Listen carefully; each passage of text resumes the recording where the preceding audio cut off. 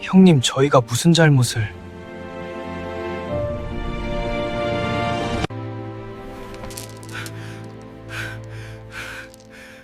밤마다 그들이 나를 찾아온다. 1398년 8월 26일 조선 개국 7년차 한양 궁궐 한복판에서 끔찍한 사륙이 벌어졌습니다. 그날 밤 죽은 자는 무려 8명. 그 중에는 왕자가 2명이나 포함되어 있었습니다. 칼을 휘두른 자는 누구였을까요? 외부의 적이었을까요?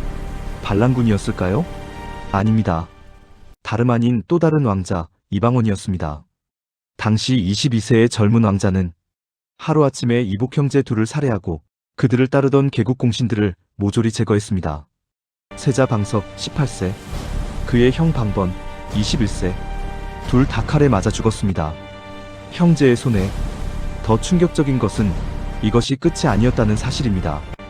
2년 후 그는 또다시 칼을 들었습니다. 이번에는 함께 난을 일으켰던 형 방간을 향해. 그리고 6년 후 친형 방과마저 의문의 죽음을 맞이합니다. 독살설이 파다했습니다. 2번의 왕자의 난, 3명의 형제를 죽이고 왕이 된 남자. 조선 최고의 냉혈한으로 기억되는 태종 이방원.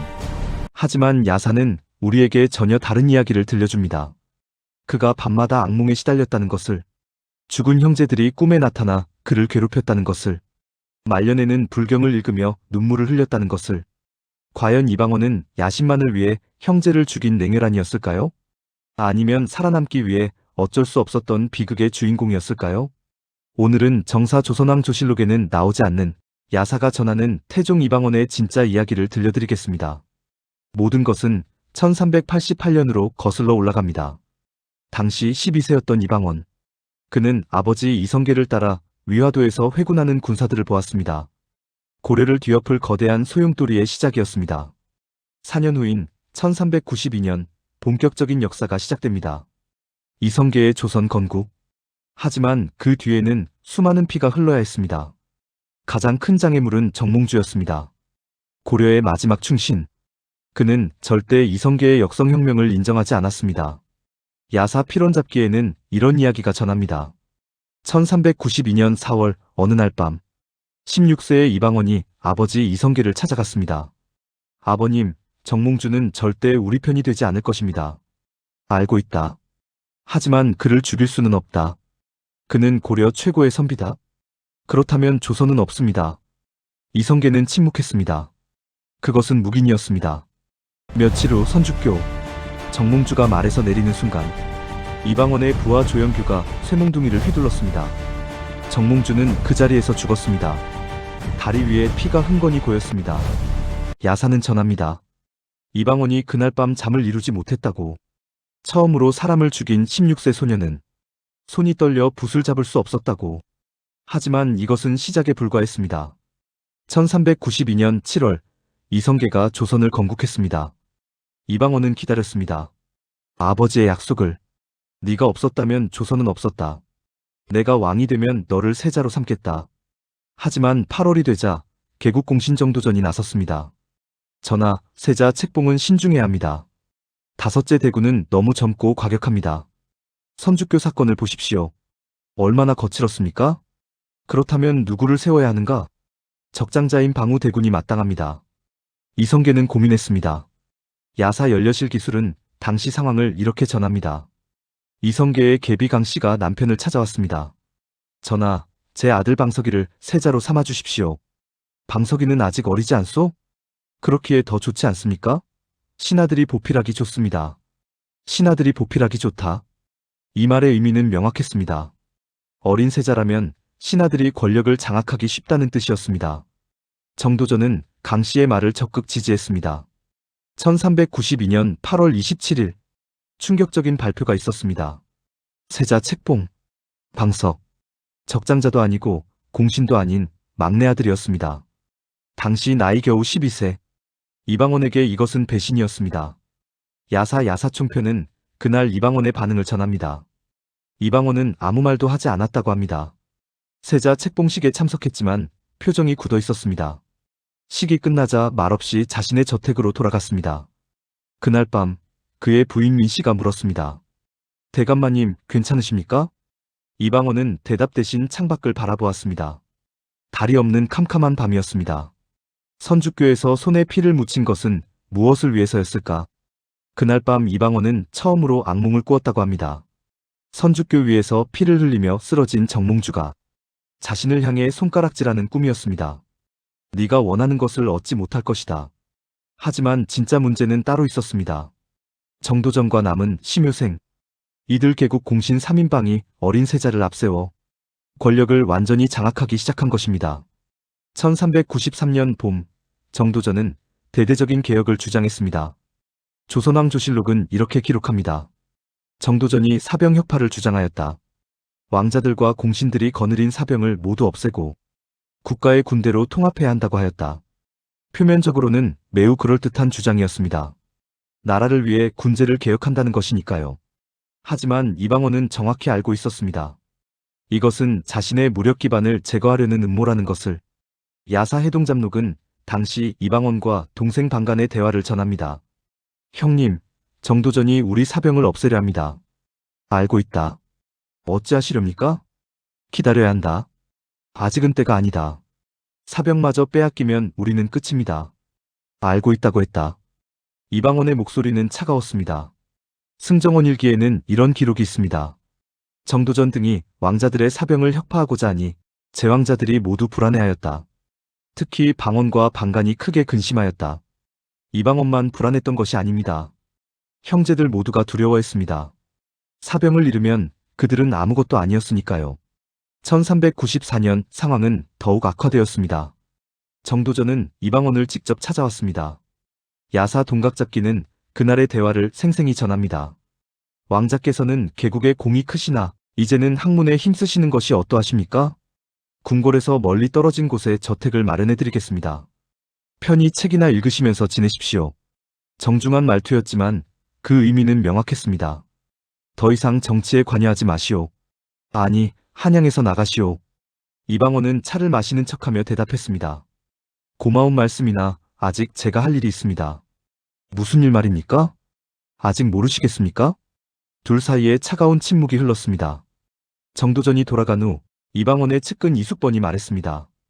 대감, 이제 선택해야 합니다. 먼저 치거나 당하거나. 알고 있다. 1395년부터 정도전의 압박은 더욱 거세졌습니다. 방원의 집 주변에 정도전의 첩자들이 어슬렁거렸습니다. 방원이 어디를 가든 누군가 뒤를 밟았습니다. 방원을 찾아오는 신하들의 명단이 정도전에게 보고되었습니다. 야사천예록은 이렇게 전합니다. 어느 날 이방원의 신복 이숙번이 정도전의 첩자를 붙잡아 신문했습니다. 누가 시켰느냐? 남은 대감입니다. 무엇을 감시하라고 했느냐? 5째 대군이 누구를 만나는지, 밤에 어디를 가는지 모두 보고하라고 했습니다. 이숙번이 물었습니다. 그래서 뭐라고 보고했느냐? 첩자는 떨며 대답했습니다. 대군께서는 밤마다 무예를 연마하신다고. 그리고 군사들을 자주 점검하신다고. 그게 다냐? 정도전 대감이 말했습니다. 곧 처리해야 한다고. 이숙번은 첩자를 풀어주며 경고했습니다. 가서 정도전에게 전하라. 우리도 준비되어 있다고. 1398년 봄, 결정적 사건이 발생합니다. 정도전은 요동정벌을 계획하기 시작했습니다. 명나라의 요동지역을 공격하겠다는 대규모 군사작전이었습니다. 표면적 명분은 이랬습니다. 명나라가 우리를 무시하고 있습니다. 국위를 세워야 합니다. 하지만 진짜 목적은 따로 있었습니다. 군권을 완전히 장악하는 것. 더 충격적인 소문이 돌기 시작했습니다. 정도전이 왕자들을 제거할 계획이다. 요동 출정을 이용해 방원과 방과를 제거한다. 전쟁 중에 전사로 위장할 것이다. 이것은 단순한 소문이 아니었습니다. 야사 연려실 기술에는 이런 구체적인 기록이 있습니다. 정도전과 남은이 비밀리에 만났습니다. 장소는 남은의 사저. 방원을 어떻게 할 것인가? 요동 출정에 참가시킵시다. 출정 중에? 그렇습니다. 전쟁은 무엇이든 일어날 수 있으니까요. 방관은? 그도 마찬가지입니다. 방관은? 그는 온순하니 나중에 처리해도 됩니다. 이 대화가 이방원의 귀에 들어왔습니다. 정도전의 측근 중 하나가 밀고 한 것입니다. 이방원은 궁지에 몰렸습니다. 가만히 있으면 죽습니다. 요동으로 출정하면 살아 돌아오지 못합니다. 사병을 빼앗기고 군권을 잃으면 언제든 제거당할 수 있습니다. 하지만 먼저 손을 쓰면 역적이 됩니다. 아버지 이성계가 살아계신데 어찌 아버지의 신하를 죽일 수 있습니까? 야사 패관잡기는 그 시기 이방원의 상태를 이렇게 묘사합니다. 이방원은 거의 잠을 자지 못했습니다. 밤마다 악몽에 시달렸습니다. 선주교의 정몽주가 나타났습니다. 또 죽일 것이냐? 또? 이방원은 식은땀을 흘리며 깼습니다. 부인 민씨가 물었습니다. 대감, 또 그 꿈을 꾸셨습니까? 이방원은 대답하지 않았습니다. 창밖을 바라보았습니다. 동이 트고 있었습니다. 이제 선택해야 한다. 1398년 8월 26일 이성계가 병으로 자리에 누웠습니다. 왕은 함흥으로 요양을 떠날 예정이었습니다. 기회는 지금뿐이었습니다. 이방원은 동생 방간을 찾아갔습니다. 그리고 셋째 형 방이도 불렀습니다. 야사 해동야원은 그날 밤의 회의를 상세히 전합니다. 형님, 이제 결단해야 합니다. 방간이 급하게 말했습니다. 알고 있다. 이방원의 목소리는 차분했습니다. 언제 하시렵니까? 오늘 밤. 오늘 밤이라니요? 너무 급작스럽지 않습니까? 방이가 놀라 물었습니다.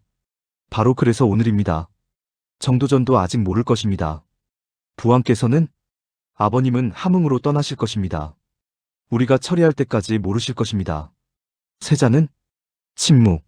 세자도 처리해야 합니까? 방이의 목소리가 떨렸습니다. 방석이는 정도전의 꼭두각시입니다. 그를 남겨두면 우리가 역적이 됩니다. 하지만 우리 동생 아닙니까? 이방원이 방이를 똑바로 쳐다보았습니다. 형님은 죽고 싶으십니까? 정도전이 형님을 살려둘 것 같습니까? 방이는 더 이상 말하지 못했습니다. 그날 밤 이방원은 자신의 사병 수백 명을 소집했습니다. 조영규, 이숙번, 이천우 등 신복들이 모였습니다. 오늘 우리는 역사를 바꿉니다. 죽느냐 사느냐의 문제입니다. 주저하는 자는 지금 나가십시오. 아무도 나가지 않았습니다. 밤 9시경 이방원의 군사들이 움직이기 시작했습니다. 목표는 세 곳. 정도전의 집, 남은의 집, 심효생의 집. 먼저 정도전의 집이 포위되었습니다.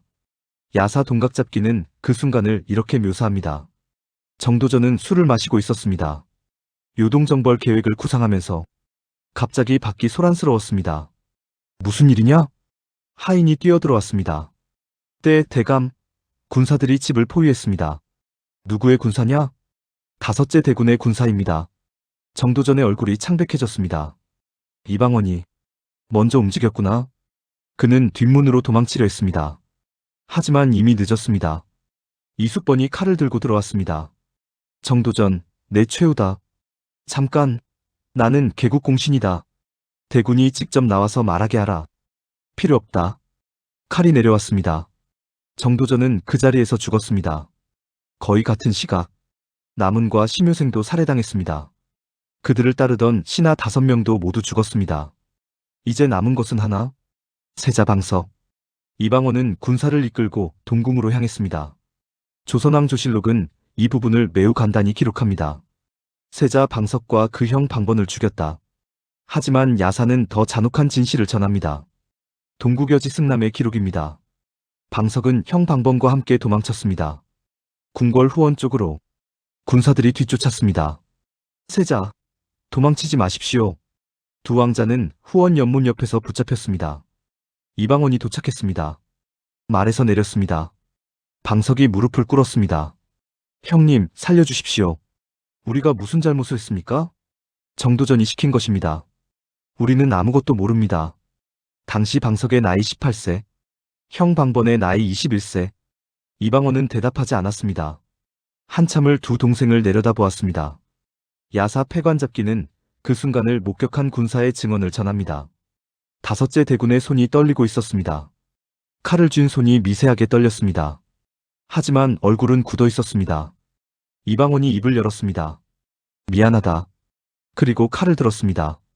방번이 먼저 죽었습니다. 이어 방석이. 연못물이 붉게 물들었습니다. 그날 밤 한양에는 비가 내렸습니다. 피와 빗물이 섞여 흘렀습니다. 이방원은 세자가 되었습니다. 1398년 9월 1차 왕자의 난 직후였습니다. 하지만 2년 후 문제가 또 발생합니다. 함께 난을 일으켰던 넷째 형 방간이 불만을 품기 시작한 것입니다. 야사 연료실 기술은 당시 상황을 이렇게 전합니다. 방가는 자신의 측근들에게 말했습니다. 1차 난을 함께 일으킨 것은 나도 마찬가지다. 공의 같은데 왜 방원만 세자가 되어야 하는가? 대감, 아직 기회가 있습니다. 무슨 기회? 방원이 아직 왕이 아닙니다. 세자일 뿐입니다. 1400년 1월, 이성계가 정종에게 왕위를 물려줍니다. 정종은 이방원의 둘째 형이었습니다. 하지만 정종은 허수아비에 가까웠습니다. 실권은 세자 이방원에게 있었습니다. 방가는 기회를 노렸습니다. 야사 천예록은 방간의 모의를 상세히 기록합니다.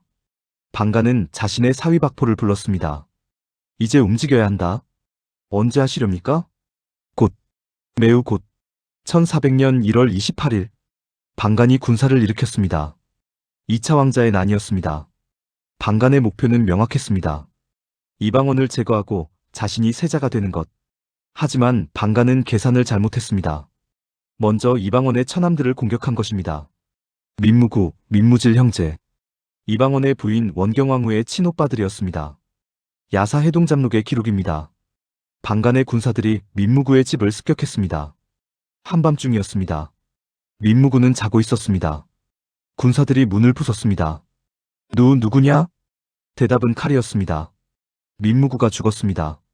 곧이어 동생 민무질도 살해당했습니다. 소식을 들은 원경왕후가 통곡했습니다. 오빠들이. 이방원의 얼굴이 굳었습니다. 야사는 전합니다. 그날 이방원의 표정이 1차 난 때와는 달랐다고. 이번에는 분노였다고. 방간이 선을 넘었다. 이방원은 즉각 군사를 일으켰습니다. 두 형제의 군대가 충돌했습니다. 하지만 승부는 명확했습니다. 이방원의 군사력이 압도적이었습니다. 방간의 난은 단 하루 만에 진압되었습니다. 방간은 붙잡혔습니다. 야사 패관잡기는 그날의 대면을 기록합니다. 이방원이 포박된 방간 앞에 섰습니다. 형님. 방간은 고개를 들지 못했습니다. 왜 그러셨습니까? 1차 난 때 함께하지 않았습니까? 제가 형님을 저버린 적이 있습니까? 민무구와 민무질은 형님의 처남이기도 했습니다. 누이 동생의 오빠들을 죽이고도 편히 주무실 수 있었습니까? 방간이 입을 열었습니다. 나도 왕이 되고 싶었다. 이방원은 올해형을 바라보았습니다. 신하들이 외쳤습니다. 역적을 죽여야 합니다. 반역자에게 자비는 없습니다. 하지만 이방원은 고개를 저었습니다. 형님은 죽일 수 없다. 결국 방간은 사형을 면했습니다. 대신 토산, 지금의 충청도 깊은 산골로 유배되었습니다. 야사는 전합니다. 이방원이 그날 밤 혼자 술을 마셨다고. 부인 민씨가 다가가자 손을 저으며 말했다고. 혼자 있고 싶소. 민씨가 물러간 후 이방원은 중얼거렸습니다. 또 형제를 칼로 대했구나. 이번에는 처남들이 죽었고. 1400년 11월 정종이 이방원에게 왕위를 물려줍니다. 이방원이 태종으로 즉위합니다. 당시 나이 34세. 그는 왕이 되었습니다. 하지만 평화는 오지 않았습니다. 문제는 둘째 형 방과였습니다. 방과는 1차 왕자의 난에서 이방원을 도왔던 인물입니다. 난 후에는 자진해서 개성으로 물러나 조용히 살았습니다. 야사 동각잡기는 당시 방과의 생활을 이렇게 전합니다. 방과는 개성의 저택에서 책을 읽으며 지냈습니다. 정치에는 일절 관여하지 않았습니다. 신하들이 찾아와도 만나지 않았습니다. 나는 이제 왕실 일에 관심이 없소. 동생이 잘 다스릴 것이오. 그는 조용한 삶을 원했습니다. 하지만 태종은 그를 의심하기 시작했습니다. 1405년부터 보고서들이 올라오기 시작했습니다. 개성에서 방과 대군을 찾는 신하들이 있습니다. 방과 대군 주변에 사람들이 모입니다. 방과 대군이 군사를 기르고 있다는 소문이 있습니다. 근거가 있었습니까? 조선왕 조실록에는 명확한 증거가 없습니다. 하지만 태종은 불안했습니다. 야사 천예록은 태종의 심리를 이렇게 묘사합니다. 태종은 밤마다 악몽을 꾸었습니다. 이번에는 방석과 방번이 나타났습니다. 형님, 이제 방과 형님도 죽일 겁니까? 태종은 식은땀을 흘리며 깼습니다. 옆에서 자던 민씨가 깼습니다. 전하, 또 그 꿈을 꾸셨습니까? 그렇소. 방과 대군께서는 아무 일도 하지 않고 계십니다. 왜 그리 의심하십니까? 당신은 모르오. 방간도 처음엔 조용했소. 하지만 결국 칼을 들었소. 그러나 방과 대군께서는 형제란 게 그렇소. 오늘은 순한 양이지만 내일은 이빨을 드러낼 수 있어. 1406년 봄, 태종은 결심했습니다. 신하들에게 은밀히 명령을 내렸습니다. 방과의 주변을 더 철저히 감시하라. 증거를 찾아라. 하지만 아무 증거도 나오지 않았습니다. 방과는 정말로 아무것도 하지 않고 있었습니다. 그런데도 태종의 불안은 커져만 갔습니다. 야사 패관잡기는 이 시기에 태종을 이렇게 묘사합니다. 태종은 정사를 보면서도 자주 멍하니 창밖을 바라보았습니다. 신하가 보고를 해도 듣지 못할 때가 있었습니다. 전하, 듣고 계십니까? 아, 미안하오. 다시 말해보시오. 밤에는 잠을 잘 이루지 못했습니다. 술을 마셔도 잠이 오지 않았습니다. 1406년 5월 4일, 태종이 방과를 궁으로 불렀습니다. 야사 해동야원은 그날의 상황을 상세히 전합니다. 방과는 순순히 입궐했습니다. 아무런 의심도 하지 않았습니다. 동생이 부르니 가야지. 부인이 말했습니다. 대감, 혹시 무슨 일이 있는 것은 아닙니까? 무슨 걱정을 그리하오? 내가 무엇을 잘못했소? 조용히 살지 않았소? 그래도 염려 마시오. 방과는 말을 타고 한양으로 향했습니다. 궁궐에 도착한 방과를 태종이 맞이했습니다. 형님, 오랜만입니다. 그래, 건강하구나? 예, 덕분에. 태종은 형을 자신의 침전으로 안내했습니다. 다른 사람은 모두 물러나게 했습니다. 둘만 남았습니다. 무슨 대화가 오갔는지는 아무도 모릅니다. 어떤 기록도 남아있지 않습니다. 다만 야사만이 추측을 전합니다. 태종이 말했을 것입니다. 형님, 주변에 사람들이 모인다고 하던데 나는 아무도 만나지 않는다. 하지만 신하들이 찾아간다고 하지 않습니까? 내가 원한 것이 아니다. 그들이 찾아오는 것을. 형님, 솔직히 말씀해 주십시오. 왕위에 욕심이 없으십니까? 방과가 동생을 똑바로 바라보았습니다. 네가 그것이 궁금해서 나를 불렀느냐? 침묵. 나는 욕심이 없다. 일찬한 때도 네가 하겠다고 해서 도운 것이다. 내가 왕이 되고 싶었다면 그때 내가 했다. 그렇다면 왜 신하들이? 다 알지 못한다. 내가 거부해도 찾아오는 것을 어쩌겠느냐? 태종은 한참을 형을 바라보았습니다. 그리고 술상을 가져오게 했습니다. 형님, 한잔 하시지요. 그러지. 술이 나왔습니다. 야사는 여기서 충격적인 이야기를 전합니다. 태종이 직접 술을 따랐습니다. 형에게 건넸습니다. 형님, 받으십시오. 방과가 잔을 받았습니다. 마셨습니다. 두 번째 잔, 세 번째 잔. 방과의 안색이 변하기 시작했습니다. 동생아, 내가 좀 어지럽구나. 형님. 태종이 형을 부축했습니다. 방과는 동생의 얼굴을 보았습니다. 그리고 알았습니다. 내가 나를. 형님, 죄송합니다. 왜? 나는 아무것도. 형님이 살아계시는 한전은 불안합니다. 용서하십시오. 방과는 더 이상 말하지 못했습니다. 그대로 쓰러졌습니다. 그날 밤 궁궐에서 발표가 있었습니다. 방과 대군께서 갑자기 병으로 승하하셨다. 49세였습니다. 궁궐은 조용했습니다. 너무 조용했습니다. 아무도 질문하지 않았습니다. 아무도 의심하지 않는 척했습니다. 하지만 모두가 알고 있었습니다. 야사 동각잡기는 당시 분위기를 이렇게 전합니다. 한양 사람들은 모두 입을 다물었다. 하지만 속으로는 모두 알고 있었다. 방과 대군이 독살당했다는 것을, 태종이 또다시 형제를 죽였다는 것을. 독살설은 금세 퍼졌습니다. 하지만 아무도 감히 입 밖에 내지 못했다. 태종은 그날 밤 혼자 술을 마셨습니다. 야사는 전합니다. 그가 혼자 중얼거렸다고. 형님, 미안합니다. 하지만 저도 살아야 합니다. 제 아들들도 살아야 합니다. 방과의 죽음 이후 태종은 변했습니다. 야사 천예록은 이후에 태종을 상세히 기록합니다. 태종은 거의 매일 밤 악몽에 시달렸습니다. 꿈에 세 형제가 나타났습니다. 방석, 방번, 방과. 형님, 왜 우리를 죽였습니까? 태종은 비명을 지르며 깼습니다. 이것이 한두 번이 아니었습니다. 거의 매일 궁녀들이 수군거렸습니다. 전하께서 또 비명을 지르셨대. 무슨 꿈을 그렇게 꾸시는 걸까? 더 구체적인 증상도 나타났습니다. 해동야원의 기록입니다. 태종은 한 곳에 오래 머물지 못했습니다. 침전을 자주 옮겼습니다. 여기는 음기가 너무 강하다. 옮기자. 한 달에 두세 번씩 침전을 바꿨습니다. 신하들이 의아해했습니다. 전하, 왜 자꾸 옮기십니까? 그냥 기분이 안 좋아서. 하지만 진짜 이유는 따로 있었습니다. 야사는 전합니다. 태종이 환영을 보기 시작했다고. 어떤 밤에는 방 한 구석에 죽은 형제들이 서 있는 것 같았다고. 거기 누구냐? 하지만 아무도 없었습니다. 1410년부터 태종은 불교에 깊이 빠지기 시작했습니다. 성종실록에는 이런 기록이 있습니다. 태종이 불경을 즐겨 읽었다. 천도제를 자주 지냈다. 신하들이 간언하였으나 듣지 않았다. 왜 그랬을까요? 야사 패관잡기는 답합니다. 죽은 형제들의 영혼을 달래기 위해서였다고. 태종은 밤마다 불경을 읽었습니다. 손에 염주를 들고 경을 외웠습니다. 나무아미타불 관세음보살. 신하가 물었습니다. 전하, 무엇을 기도하십니까? 용서를. 누구의 용서입니까? 태종은 대답하지 않았습니다. 더 충격적인 이야기도 있습니다. 야사 동각잡기에 따르면 태종이 비밀리에 방석과 방번의 무덤을 찾았다고 합니다. 한밤중에 아무도 모르게 변복을 하고 무덤 앞에 엎드려 절을 했다고 합니다. 방석아, 방번아, 형이 미안하다. 형도 살아야 했다.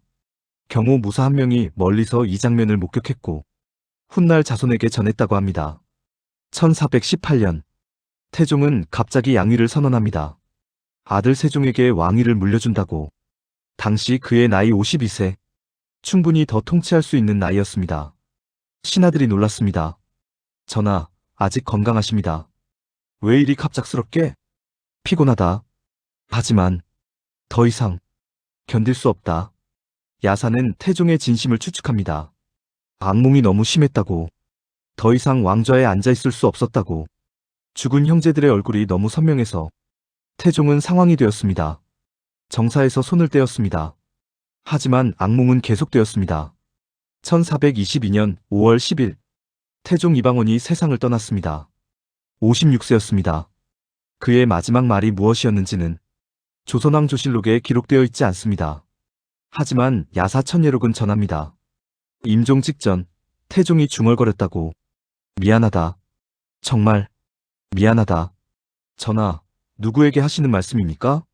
태종은 대답하지 않았습니다. 눈을 감았습니다. 곁에 있던 세종이 아버지의 손을 잡았습니다. 차가웠습니다. 야사는 마지막으로 이렇게 기록합니다. 태종은 훌륭한 왕이었다. 하지만 행복한 왕은 아니었다. 그는 평생 형제들의 그림자에 시달렸다. 왕관을 얻었지만 평화를 잃었다. 그렇다면 태종 이방원은 어떤 인물이었을까요? 조선왕조실록은 그를 이렇게 평가합니다. 왕권을 확립하고 조선의 기틀을 다진 성군. 맞는 말입니다. 그는 확실히 훌륭한 왕이었습니다. 육조직계제를 완성했고 신문고를 설치했으며 호패법을 실시했습니다. 사병을 혁파하고 국가 군대를 만들었습니다. 조선이 500년을 갈 수 있었던 것은 태종이 다진 기초 때문이었습니다. 하지만 야사는 다른 면을 보여줍니다. 형제 셋을 죽이고 왕이 된 남자. 죽을 때까지 악몽에 시달린 인간. 불경을 읽으며 용서를 빌던 아버지. 과연 그에게 선택의 여지가 있었을까요? 일부는 이렇게 말합니다. 이방원은 어쩔 수 없었다. 정도전이 먼저 죽이려 했다. 살아남으려면 형제를 죽일 수밖에 없었다. 1차 왕자의 나는 정당방위였을지 모릅니다. 정도전은 정말로 이방원을 제거하려 했으니까요. 하지만 방관은 어떻습니까? 개성에 조용히 살던 형까지 죽여야 했습니까? 아무 증거도 없이?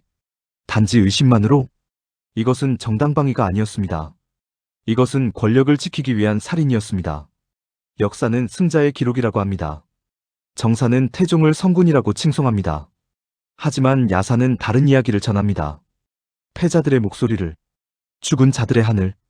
야사가 전하는 악몽 이야기가 진실인지는 알 수 없습니다. 방과의 독살이 사실인지도 확실하지 않습니다. 하지만 그것이 상징하는 바는 명확합니다. 권력에는 대가가 따릅니다. 왕관에는 피가 묻어 있습니다. 승리에는 양심의 고통이 따라옵니다. 태종은 성공했습니다. 강력한 왕권을 확립했고 조선의 기틀을 다졌으며 훌륭한 아들 세종에게 나라를 물려줬습니다. 하지만 그는 행복했을까요? 매일 밤 악몽에 시달리며 죽은 형제들의 얼굴을 떠올리는 삶이 과연 성공한 삶이었을까요? 여러분은 어떻게 생각하십니까? 태종의 선택은 옳았을까요? 권력을 위해 형제를 희생할 수 있을까요? 성공을 위해 양심을 버릴 수 있을까요? 정답은 없습니다. 600년이 지난 지금도 이 질문에 답하기는 어렵습니다. 다만 우리는 기억해야 합니다. 모든 선택에는 대가가 있다는 것을, 얻는 만큼 잃는 것도 있다는 것을. 태종 이방원. 그는 왕자를 얻었지만 평화를 잃었습니다. 권력을 얻었지만 형제를 잃었습니다. 승리했지만 행복하지 않았습니다. 이것이 야사가 우리에게 전하는 교훈입니다. 역사는 승자만의 것이 아닙니다. 패자의 목소리도 기억되어야 합니다. 죽은 자들의 한도 잊혀져서는 안 됩니다. 그래서 우리는 야사를 읽어야 합니다. 정사가 말하지 않는 진실을, 승자가 감추려 한 상처를. 이상으로 태종 이방원, 형제를 죽인 왕의 악몽 이야기를 마칩니다. 구독과 좋아요는 더 깊이 있는 역사 이야기를 만드는데 큰 힘이 됩니다. 다음에도 정사에는 나오지 않는 흥미로운 야사 세종대왕의 대사증후군으로 찾아뵙겠습니다.